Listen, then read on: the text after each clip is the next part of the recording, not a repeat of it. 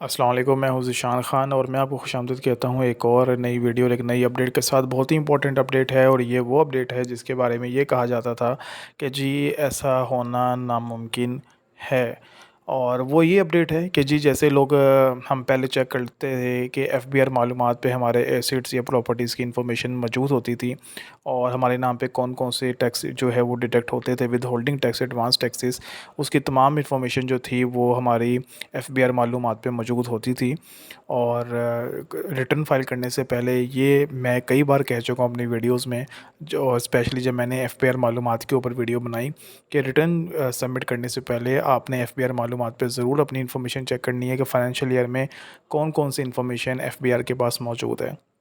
अब उसमें next update ये आई है कि अब बैंक अकाउंट की जो डेबिट और क्रेडिट ट्रांजैक्शन है उसके ऊपर भी एफबीआर के पास डाटा मौजूद होगा। और जो लोग ये समझते थे और कहते थे कि जी एफबीआर जो है वो स्टेट बैंक से इंफॉर्मेशन नहीं ले सकता, ये कॉन्फिडेंशियल होती हैं, ऐसा अब नहीं है। इसलिए वो तमाम सस्ते कंसल्टेंट या वो लोग जो समझते हैं कि जी सिर्फ क्लोजिंग बैलेंस लिख दो बैंक अकाउंट का अपने इनकम टैक्स रिटर्न के अंदर तो वो काफ़ी होता है, तो क्लोजिंग बैलेंस लिखना इंतहाई गलत प्रैक्टिस है। क्लोजिंग बैलेंस ज़रूर लिखें, लेकिन आपके अकाउंट के अंदर जो जो ट्रांजैक्शंस हुई हैं आपने उसको भी अपने इनकम टैक्स रिटर्न के अंदर मेंशन करना है, शो करना है। और यही वो अपडेट है कि FBR has now access to all your bank deposits, bank withdrawals. ठीक है जी, एफबीआर के पास वो एक्सेस है कि आपके डिपॉजिट्स और विड्रॉल्स चेक कर सके कि कितने हुए हैं पूरे साल के अंदर। और इसके अलावा मूवेबल इमूवेबल प्रॉपर्टीज़ का तो है ही, जो एफबीआर मालूमात पे आप चेक कर सकते हैं। इसी तरह इंटरनेशनल ट्रैवल का रिकॉर्ड भी एफबीआर मालूमात के पोर्टल पे मौजूद है। इसीलिए Before filing your tax return, make sure you have all bank credit and debit entries and asset record clarification।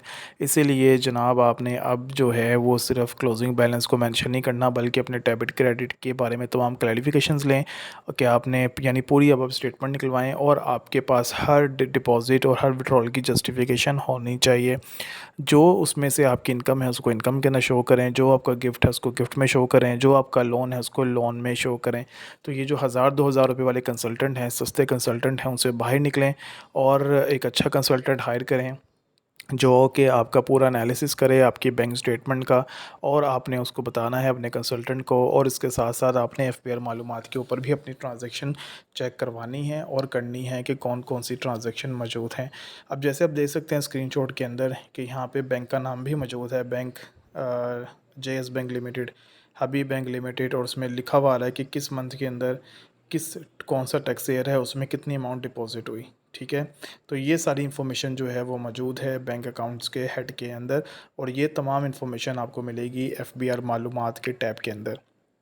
FBR मालूमात के ऊपर मैं वीडियोस बना चुका हूँ कि आपने वहाँ पे कैसे जाना है। आप मेरी चैनल के ऊपर जो है वो ज़रूर देखिएगा कि आपने एफबीआर मालूमात को कैसे लॉगिन करना है। और जब आप लॉगिन करेंगे तो फिर आपके सामने ये पोर्टल ओपन होगा, डैशबोर्ड आएगा। वो डैशबोर्ड जनाब ये वाला होगा। इस डैशबोर्ड पे आप देख सकते हैं कि जो डार्क ब्लू हैं इसका मतलब ये है कि इसके अंदर इन्फॉर्मेशन मौजूद है, और जो लाइट ब्लू हैं इसका मतलब है इसके अंदर इन्फॉर्मेशन एफबीआर के पास नहीं है। अब जैसे यहाँ पे मज़ीद ये डैशबोर्ड के अंदर हेड जो है वो ऐड हो गए हैं बैंक डिपॉज़िट का और बैंक विड्रॉल्स का। तो अगर आपके अकाउंट के अंदर कोई बड़ी ट्रांजैक्शंस हुई हैं अमूमन मोर देन 1 मिलियन, तो फिर ये ट्रांजैक्शंस यहाँ पे शो होंगी। अगर डिपॉज़िट हुई है तो डिपॉज़िट के अंदर, और अगर आपने विड्रॉल किया तो विड्रॉल के अंदर। और ये जस्टिफिकेशन आपने बतानी है कि ये ट्रांजैक्शन किस नेचर की थी, यानी आपके पास कोई गिफ्ट था तो गिफ्ट में उसे मेंशन ज़रूर करवाएं, लोन है तो उसे लोन में मेंशन करवाएं। ये वो डैशबोर्ड है जो एफबीआर मालूमात लॉगिन करने के बाद आपके सामने आएगा, और यहाँ पे आप अपनी जो है वो इन्फॉर्मेशन देख सकते हैं। अगर बैंक डिपॉजिट होंगे तो आप उसके ऊपर क्लिक करेंगे, और क्लिक करने के बाद आपके पास ये वाला जो है टैब ये ओपन हो जाएगा, और यहाँ से आप तमाम अपनी डिपॉज़िट्स की अमाउंट जो हैं वो देख सकते हैं। इसी तरीके से अगर विड्रॉल के अंदर कोई इन्फॉर्मेशन होगी तो आप इसके ऊपर क्लिक करेंगे, और क्लिक करने के बाद इसी तरह का एक और जो विंडो ओपन हो जाएगी, और उसके अंदर विड्रॉल की ऑप्शन होगी। तो वो तमाम लोग जो सिर्फ क्लोजिंग बैलेंस लिख के समझते थे कि ये काफ़ी है, ये गलत प्रैक्टिस है। आपने पूरी बैंक स्टेटमेंट निकलवानी है, और आपने डिपॉज़िट और विड्रॉल्स की अमाउंट्स को मेंशन करवाना है। और इसी तरीके से जो अब वो लोग जो कहते थे कि जी स्टेट बैंक से इन्फॉर्मेशन नहीं मिल सकती, एफबीआर को ये भी अब गलत है, और एफबीआर के पास तमाम मालूमात अब मौजूद हैं। इसलिए आप हाइड नहीं कर सकते। ठीक है जी, तो ये थी वो अपडेट बहुत जो अभी लेटेस्ट है, बहुत इंपॉर्टेंट है, सोचा मैं आपके साथ शेयर करूँ। तो जाते जाते ज़रूर कहूँगा कि अपने रिटर्न जो हैं वो फ़ाइल करें और प्रोफेशनल तरीके से फ़ाइल करें और करवाएं, क्योंकि बाद में फिर आपको नोटिस आएंगे तो फिर इशू होगा। ठीक है जी, आज के लिए इतना ही।